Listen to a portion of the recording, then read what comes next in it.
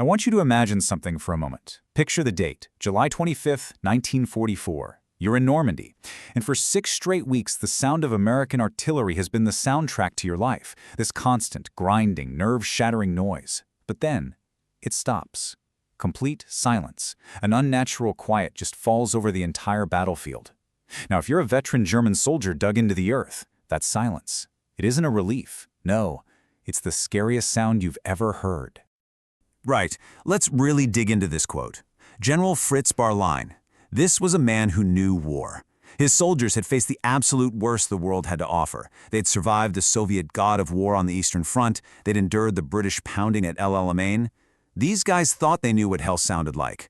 They were about to find out they were wrong. Something new was coming. And then it happened. At precisely 9:38 in the morning, the world just exploded. But you have to understand, this wasn't the kind of barrage they were used to, that rolling thunder that walks its way across the battlefield. No, this was different. Over 1,000 American cannons, from small howitzers to massive guns, all fired in such a way that every single shell from every single gun landed on the German lines at the exact same microsecond. One single, horrifying, coordinated moment of total annihilation. So that's the real mystery, isn't it? I mean, how on earth is that even possible? It seems to break the laws of physics. You have shells with wildly different flight times, fired from dozens, maybe hundreds of different locations, and yet they all show up to the party at the exact same instant? This wasn't just a bigger cannon, this was a complete reinvention of what artillery even was. And this really gets to the heart of the change.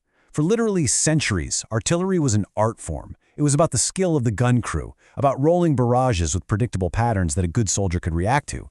But time on target, as they called it, was an art. It was cold, brutal, terrifying science. It stopped being about individual guns and started being about one single, perfectly synchronized weapon system. So how did they build this weapon of instant thunder? Well, it wasn't one single magical invention. It was a blueprint. A revolution built on 4 deeply interconnected pillars that had to work in perfect harmony. Okay, let's break this down. It all started with the eyes of the system, the forward observers. These guys weren't just calling in strikes for their local battery anymore. With a single radio call, they could potentially tap into the firepower of the entire army. That call went to the brain, the fire direction centers. Think of a room full of specialists doing incredibly complex ballistic math at lightning speed for every single gun.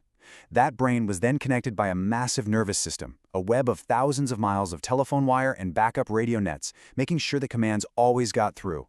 And finally, the muscle that made it all predictable, American industrial standardization. Every gun barrel, every batch of gunpowder, every single shell performed with almost perfect, machine-like predictability. And that predictability made the complex math reliable. And just to give you an idea of the sheer scale of their nervous system, just focus on the telephone wire for a second. A single U.S. infantry division could, and often did, lay 3,000 miles of wire in a single month of combat. That's farther than driving from New York City to Los Angeles. That's the level of connectivity we're talking about. It was an unbreakable web. And you can see here, no single piece of this puzzle was the hero. It was a true system, through and through. You take away the reliable communication, and those brilliant calculations in the FDC are completely useless. You take away the standardization of the shells, and all that beautiful math becomes meaningless guesswork. Every single part had to work, perfectly, every single time. So, we've seen the blueprint, we understand the components. Now let's go back to that date, July 25th, 1944, and see what happened when this system was fully unleashed for the first time on a massive scale. Let's talk about Operation Cobra. This was the moment the theory became a terrifying reality. The numbers here are just, well, they're staggering. You have over 1,000 artillery pieces all aiming at one tiny rectangle of French countryside, a piece of land holding about 5,000 German soldiers. And for this one operation, the army allocated 170,000 shells. This wasn't a battle in the traditional sense. It was an industrial process of annihilation. And the result? Well, we can hear it from the man we started with, General Barline.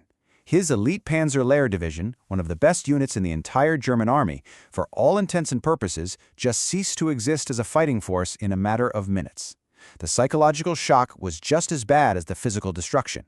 There was no time to take cover, no pattern to understand, just instant, overwhelming chaos from a clear blue sky. But here's the thing. Operation Cobra was really just the beginning. This system wasn't static, it was alive. And like any good weapon, it was constantly being upgraded, refined in the crucible of combat, and made even more lethal.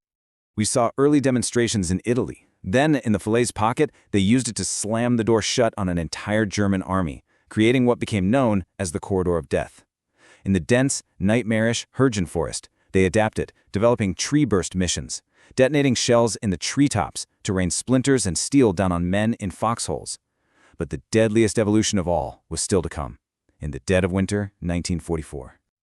This was the final, terrifying piece of the puzzle, the proximity fuse. It was basically a tiny little radar set screwed into the nose of an artillery shell. And what it did was detonate the shell at the absolute perfect height above the ground to create the maximum possible shrapnel spread. When you combine that technology with the perfect timing of a time-on-target strike, well, foxholes, trenches, they suddenly become completely useless. There was literally no place left to hide. And this quote from another German general, Hans Eberbach, just perfectly captures that feeling of complete and utter helplessness. They weren't just being outgunned anymore. They were facing a system so advanced, so total, that it paralyzed their ability to even function as an army, to move, to bring up reinforcements, to even rescue their wounded. They knew they were up against something fundamentally different. You know, what's fascinating is that captured German intelligence documents show they figured out the math behind time on target pretty quickly. They understood what the Americans were doing, but they were systematically incapable of copying it. Why? Because they lacked the whole ecosystem. They didn't have the mass-produced standardized ammunition. They didn't have the continent-span communications networks. And critically, they didn't have the sheer numbers of highly trained specialists that the American military was churning out like cars off an assembly line. They understood the weapon, but they couldn't build the factory needed to produce it. So what's the real takeaway here? What is the lasting impact of all this? The true legacy of time on target wasn't just a new tactic. It was the final, undeniable proof that modern warfare had become a fully industrial process. And its influence spread everywhere. The new post-war German army, the Bundeswehr, built its entire artillery doctrine around this very principle. The entire NATO military alliance was founded on the idea that this kind of coordinated, superior firepower could defeat a numerically larger enemy. And all those complex mathematical calculations done by hand in the fire direction centers, they laid the direct intellectual groundwork for the computerized fire control systems that every modern military on the planet relies on today. And that really brings us to the final, crucial point. Time on target taught the world a lesson that still echoes today. It proved that the most powerful weapon on a modern battlefield isn't the biggest tank, or the fastest jet, or the deadliest rifle. It's the system. It's that perfect, seamless integration of technology, communication, logistics, and most importantly, trained people. It was a lesson written in instant thunder, and it completely changed the nature of conflict.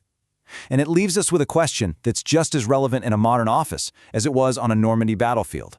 When systems become this powerful, what is the role of the individual human being inside them?